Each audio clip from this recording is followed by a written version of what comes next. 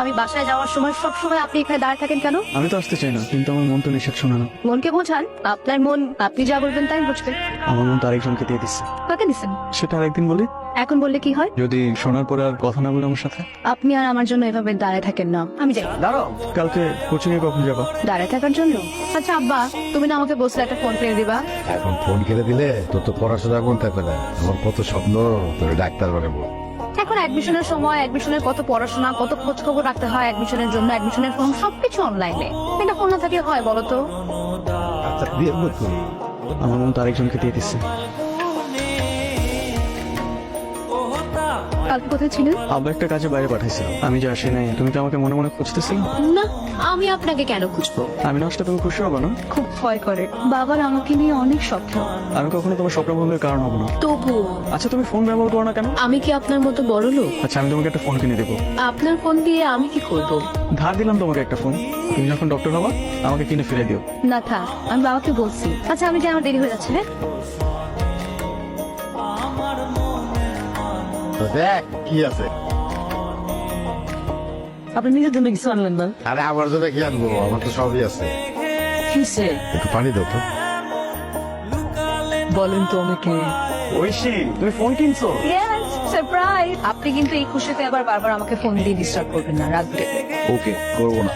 আচ্ছা এখন রাখি। হ্যাঁ, আপনাকে অপারেশন করাতে হবে, না হলে ভবিষ্যতে সমস্যা আছে। অপারেশনে কত খরচ লাগতে হবে? 5 লাখ টাকা তো লাগবে। শিক্ষকতা করে অনেক কষ্টে মেয়েকে 5 লাখ টাকা সঞ্চয় করেছি। হার্টের অপারেশন করাতেই যদি এই টাকা খরচ করে ফেলি, তাহলে মেয়েকে পড়াবো কিভাবে আর মেয়ের বিয়ের সাথে বা দেবো কিভাবে?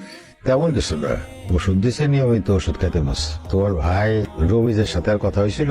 সব সময় তো ভালো ছেলে পাওয়া যাবে না। আমি এখন বিয়ে করব না। আপনি আমাকে আর ফোন দিবেন না। কেন, কি হয়েছে? বাবা আমার বিয়ে ঠিক করছে। তুমি যদি চাও আমি কিন্তু আমার বাবাকে আমাদের সম্পর্কের কথা বলতে পারি। আমার তো ভয় হয়। আমার বিশ্বাস ভালো কিছু একটা হবে। আপনি জানছো তাই করেন। মাস্টার সাহেব, অনেক চেয়ারম্যান সব আসেন আসেন আসেন। ছেলেটা তো বিয়ে করাম। কাল যাইতে ছেলে আমারে কইলো সে নাকি আপনার মেয়ে ওই ছেলে পছন্দ করে। ছেলের এই কথা শুনে তো আমি ঘরে বসে থাকতে পারি না, সোজা আপনার কাছে চলে আসলো। এখন আপনার যদি কোনো আপত্তি না থাকে তাইলে আমি ওই সিঁড়ে আমার ঘরের বউ পেরে লয়ে যেতে। এটা তো আমার জন্য পরম সৌভাগ্য। শুই না অনেক খুশি হইলাম। আমার একটা অনুরোধ, আমার মেয়েটা লেখাপড়ায় খুব ভালো। আমার স্বপ্ন আমার ডাক্তার। আপনি আমার কথা দেন যে বিয়ের পরে আমার মেয়ের লেখাপড়া করাবেন। ওই সিঁড়ে আমি আমার নিজের মেয়ের মতো করে রাখ। আর আপনি তো জানেন আমার ঘরে কোনো যাবে না। আমি আর আমার মামরার ছেলেটা আরো যদি করতে চাই করবো। ও তো ভালো ছাত্রী, কত সুবিধা বঞ্চিত ছেলে মেয়েরে আমি ডাক্তার বানাইছি, ইঞ্জিনিয়ার বানাইছি। আর এখন আমার ঘরের মাইয়া যদি ডাক্তার হইতে চায় সেটা আমি করতে দিব না, এটা কোনো কথা হইল? বাবা মার কথা খুব মনে পড়ছে। তুমি মন খারাপ করো না, আমরা কালকে বাবা মাকে দেখতে যাবো। ওই প্রেম যে করে সে জানে, ওই প্রেম